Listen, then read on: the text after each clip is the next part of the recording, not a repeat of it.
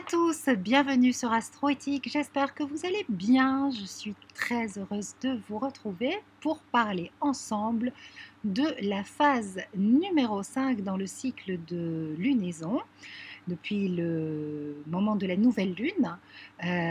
Cette phase s'appelle la phase majestueuse. Enfin, c'est comme ça que je l'ai nommée en tout cas, parce que je lui ai trouvé une énergie très lion. Vous savez, le lion, c'est le roi des animaux, et il s'impose, il ne doute de rien et il est sûr de sa royale destinée. Et je voudrais que vous soyez comme le roi des animaux. C'est vraiment une étape super importante pour activer à fond votre créativité. Hein, donc on aurait aussi pu l'appeler étape de créativité, mais je trouve que étape majestueuse ou phase majestueuse, ça va vraiment bien et ça correspond bien aux énergies de cette étape. Pourquoi? Parce que, je vous le rappelle, la nouvelle lune s'est faite dans le signe de la balance, donc un signe d'air. Donc c'est l'élément air qui englobe toute l'énergie de cette lunaison, surtout dans sa phase croissante, jusqu'au moment de la pleine lune. Au moment de l'étape numéro 5, on retrouve l'élan créateur de la première étape de la phase numéro 1. On retrouve l'énergie du feu. Donc l'air et le feu se mélangent et ça active tout aussi bien le cerveau droit qui nous permet d'imaginer, de conceptualiser, de créer, de rêver, de voir en grand, et puis le cervelet qui nous permet de ressentir, d'être dans le mouvement et d'oser et d'être créateur.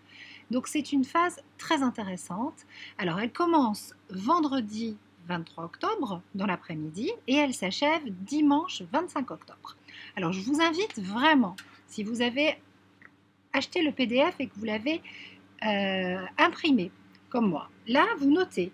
Notez, c'est vraiment dans la petite partie là où il y a d'abord d'un côté le descriptif et de l'autre l'initiation, vous savez le message que j'ai canalisé. Et ici la phase majestueuse éveille les aspects suivants de ma vie. Vous notez ce que ça éveille, mais n'hésitez pas non plus à noter tout ce que vous avez envie de créer. Voyez grand, prenez même une autre feuille à côté, ou si vous avez un journal. C'est une étape extrêmement créative. Tout est possible. Ne vous bridez surtout pas dans vos élans. Soyez un petit peu comme l'enfant qui commence à faire ses premières expériences et qui va tout oser, qui va trouver par exemple que c'est super génial de repeindre complètement le mur de sa chambre ou de faire des dessins intéressants et bariolés sur la nouvelle peinture toute blanche de l'escalier de papa et maman. Et bien sûr, n'ayez surtout pas peur de la punition qui va tomber derrière, parce que ça, c'est vraiment un problème, comment dirais-je, d'éducation et bien sûr qu'on se met à la place des parents et je serai la première des mamans à m'énerver et à perdre patience, mais dans ces conditionnements finalement éducatifs, on a beaucoup réprimé nos enfants et nous sommes beaucoup des enfants à la créativité réprimée. Et cet écrasement, il bride pardon, toute notre spontanéité, il bride finalement toute notre puissance créative. C'est l'âge du non. C'est l'âge où l'enfant va oser s'affirmer, affirmer sa différence. Et dans ce non, il dit à son parent, surtout à son parent du même sexe, mais qu'il est différent. Il s'oppose à lui, enfin, à son parent du même sexe, à sa maman surtout. Il s'oppose à cette autorité. Voilà. Il s'oppose à cette autorité pour dire je m'affirme dans ma différence, dans ma créativité. Et c'est donc un âge finalement qui est souvent difficile parce qu'il y a un passage en force qui doit se faire ou alors on se résigne. Et si vous êtes plutôt du style résigné, eh bien c'est pas évident. Après, aujourd'hui, vous avez cette mémoire en vous qui vous empêche d'oser tout simplement parce que derrière on vous a cassé et cet écrasement fait que vous vous sentez en situation d'impuissance. Or, ce que je vous propose aujourd'hui, c'est de contacter votre puissance créatrice. Redevenez ce petit enfant qui va oser repeindre entièrement le mur de l'escalier et qui derrière ne se fera pas gronder. Voilà. Ne vous mettez aucune limite. Prenez le petit cahier et peignez, écrivez par rapport à votre intention, par rapport à votre objectif. Vous revisitez pour la deuxième fois l'énergie de l'élément feu, celle qui active le cervelet. Et donc là, il faut vraiment que vous soyez dans une créativité physique, dynamique, qui met en mouvement par rapport à votre objectif. Donc, osez et soyez dans cette nature majestueuse du lion qui s'impose. Pour lui, c'est tellement évident. C'est tellement évident. Vous savez, la loi de l'attraction, l'univers, quand on pose une intention, ça fonctionne non pas à la volonté, mais à l'évidence. À l'évidence et à la certitude que c'est tout naturel, mais bien sûr, mais comment pourrait-il en être autrement?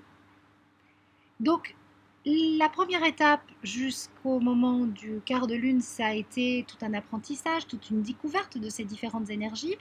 Le premier quartier, une découverte au niveau émotionnel, au niveau du cerveau limbique, de ce qu'il y avait éventuellement à lâcher. Là, vous retrouvez finalement cette énergie de départ pour vous autoriser un petit peu plus, en étant conscient ou consciente de ce qui peut vous empêcher. Mais soyez dans cette certitude, cette évidence. Ne forcez pas avec votre volonté. Hein. Vous savez, le carnet de l'atelier Nouvelle Lune, j'ai appelé ça atelier de création pour matérialiser ce que je ressens au diapason des 12 étapes initiatiques du cycle de lunaison. Donc laissez les 12 étapes vous initier, mais n'oubliez pas que c'est un atelier de création où vous vous rendez tous les jours ou à chaque étape pour apprendre à manifester ce que vous ressentez. Voilà, c'est je manifeste ce que je ressens.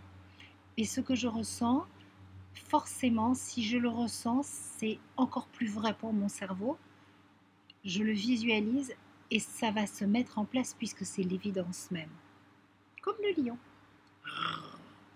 Voilà, je le fais bien le lion, hein, n'est-ce pas? Bon, allez, je vous fais la petite carte de l'univers.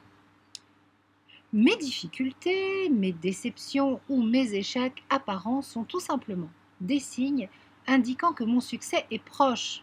Et oui, surtout si la phase 4 a été difficile, hein, si l'étape, si ces derniers jours vous ont fait plonger, non, en fait, c'est vraiment la preuve que ça bouge et que vous êtes en train d'avancer, de nettoyer plus que jamais. Donc je m'en sers pour me pousser plus avant, pour développer toutes mes qualités et mon succès final sera plus brillant encore. C'est incroyable comme ces cartes, quand je les tire, elles répondent de façon systématique, avec une justesse à l'énergie du moment. Voilà. Plus brillant, c'est les mots du lion, c'est en rapport avec la phase majestueuse. Ok, donc vos difficultés, vos déceptions, vos échecs, ça vous rapproche du but. Ça montre que vous bossez et que vous avancez. Ok? C'est comme ça qu'il faut voir les choses. Branchez-vous sur l'énergie de la conjonction Vénus-Jupiter au trigone de Pluton. Elle est majestueuse. Et vous êtes majestueux. Allez, c'est parti pour 2 jours majestueux. Gros bisous. Et puis, eh bien, on se retrouve dès lundi pour parler de l'étape numéro 6, hein, qui est l'étape de contribution, la phase de contribution. Intéressant. Gros bisous.